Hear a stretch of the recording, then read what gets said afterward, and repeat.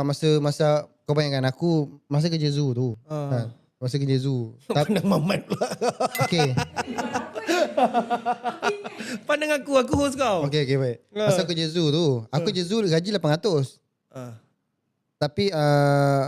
Tapi aku boleh buat income aku dekat setengah daripada 100,000. Berapa?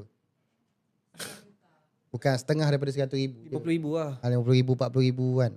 Aku boleh buat income. Tapi aku kerja zoo. Sampai lah. Minat?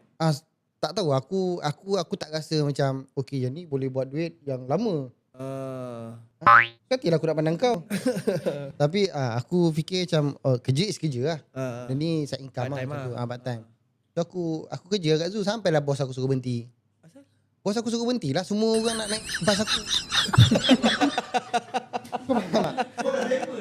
Aku time tu dah orang dah kenal, orang tak kenal. Semua nak naik dengan Zuki. Tolong Ki. Orang ambil gambar. Kali ni betul-betul. Sumpah lah. Sumpah betul lah. Bos kau suruh berhenti. Bos aku suruh berhenti. Bos aku Abang Hajib nama dia. Kalau Abang Hajib tengok ni, aku nak. Abang Hajib dia kata, aku rasa dia kata kau boleh pergi jauh ni dengan apa yang kau buat ni. Aku rasa kau berhenti. Aku yakin lah kau boleh pergi jauh.